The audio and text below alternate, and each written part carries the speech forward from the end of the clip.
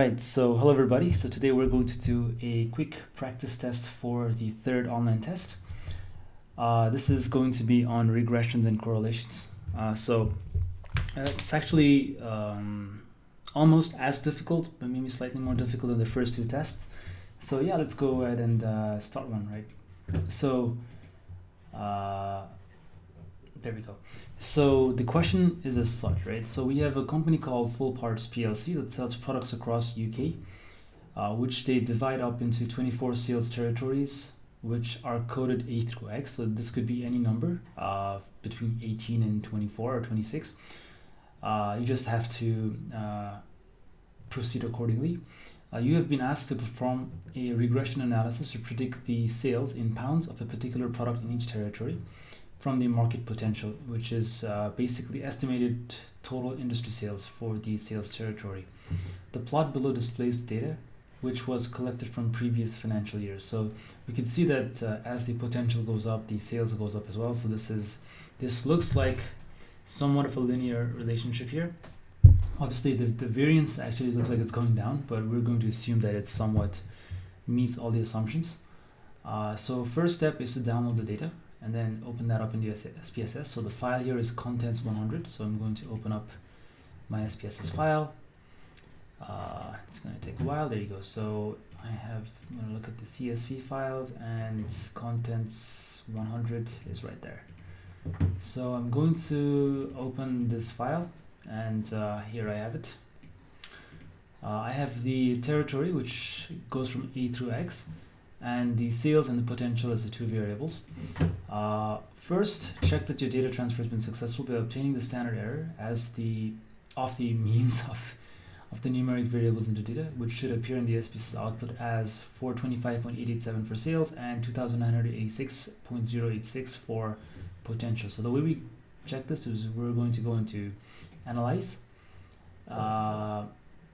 Descriptive Statistics, and then Explore.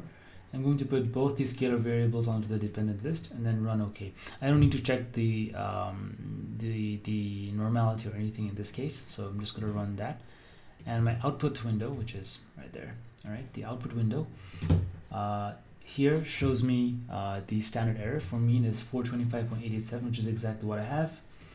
And the standard error for the potential is 2986.086, which is exactly what I have here as well. So it just tells me that I have the correct data set to work with, so I can actually proceed with the rest of the test. The first question asks me to conduct a correlation analysis. So we need to first calculate the correlations coefficient between sales and potential and put in the values here. So to conduct a correlation coefficient, I'm going to go into under Analyze, Correlate, Bivariate. I'm going to place both the variables, it doesn't matter the order, under the variable list. I'm going to make sure Pearson's is checked, right? And click OK, and the Pearson's correlation is going to appear out here. So the correlation coefficient is right there. It's 0.825, which I'm going to place there. It's 0.825, which is a very strong positive correlation. Now anything above 0.8 is going to be considered very strong. Anything between 0.6 and 0.8 is considered strong. 0.4 to 0.6 is moderate. 0.2 to 0.4 is weak, and 0 to 0.2 is considered very weak. So since this is above 0.8, this would be very strong. Generally, the null hypothesis assumes that there is no correlation between the two variables, whereas the alternative assumes there is, right? We can see the p-value is literally 0.000, which is out there. So that suggests that we reject the null hypothesis and assume that there is a correlation between sales and potential. So the next part asks us to conduct a regression model. So this is the regression equation here. So y equals to a plus bx. We need to figure out the coefficients here. So to figure that out, we're going to go into Analyze, Regression, Linear. Sales is basically our dependent variable. The potential is our independent variable. Under Statistics, I'm going to check the 95% confidence intervals. I'm also going to make sure that anything that is above 2 standard deviations is considered an outlier. Under Plots, I want my predicted values on my x-axis and the residuals on the y-axis. I also want a histogram just for to check whether it meets the assumptions. Under Save, this is not necessary in the first step, but this will save you some time. If you if you ask SPS to save the unstandardized and standardized residuals on the two columns here, that will make your life easier to identify outliers, potential outliers. So once you do that, you can hit the regression, you can hit OK, and that it'll run the regression. The important table here is the coefficients, right? So the regression equation is basically the dependent variable y, which is sales, should be equal to A is basically the constant coefficient, which is 356.612. So 356.612 is the constant coefficient. The potential, the coefficient for potential is 0.118, right? 0.118 times potential. So what percentage of the variation is explained by the model? So this is given by the R squared, which is over here. So the R squared in this case, sorry, not the adjusted R squared, the R squared in this case is 0.681, which means 68.1% is explained by the model, which means 100 minus 68.1, not 68.1 is going to be 31.9.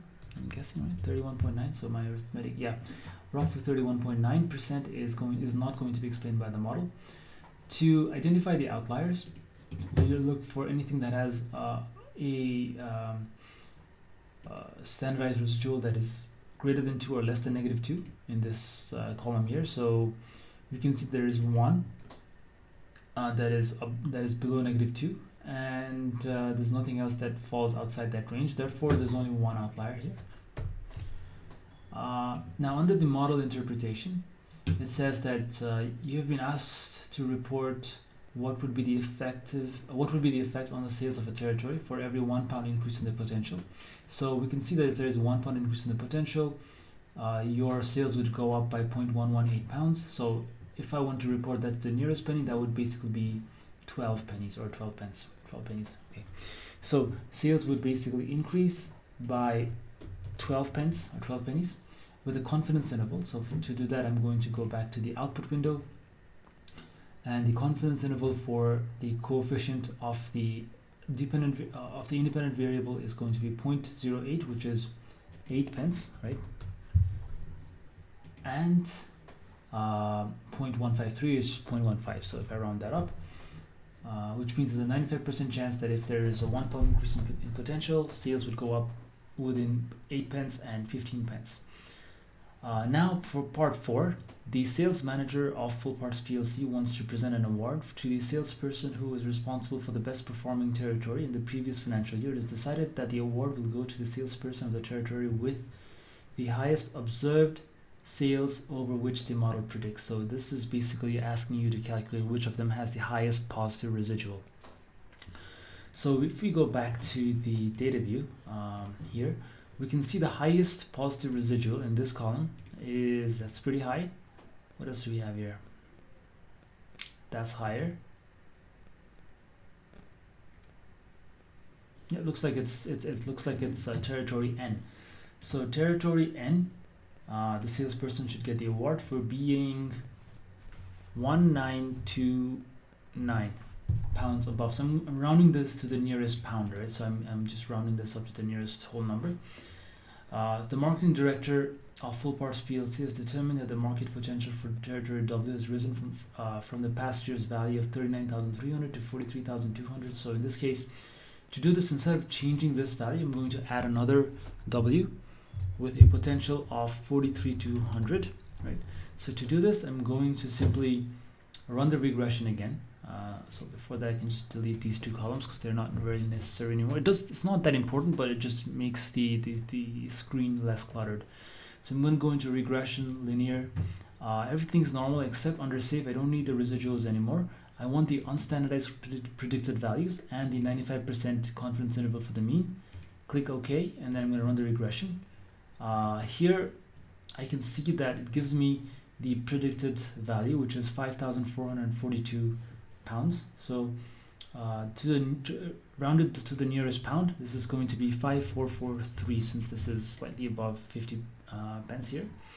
And the 95% confidence interval is going to be 4896. 0.15 is going to, I'm going to have to round that down, and 5989, right? This is the number. I have to round this one up. So since 43,200 actually falls within the range of the independent variable, because the minimum value here is, let's see, about 20,400, and the maximum value is 64,000 or 68,000 here. So we can clearly see that this falls within the range. Therefore, I actually have no reservations from last year's data. If this number here was 70,000, then I would have picked the third option here. If this number was 18,000, I would have picked the second option here. But since it actually falls within, I'm going to pick the first option, which means that I have no reservations. And that is basically the answer. So let's just check whether I've got this correct. And yeah, it's as simple as that. So hopefully that kind of explains how you need to answer the questions on in the exam. And yeah, best of luck for tomorrow's test.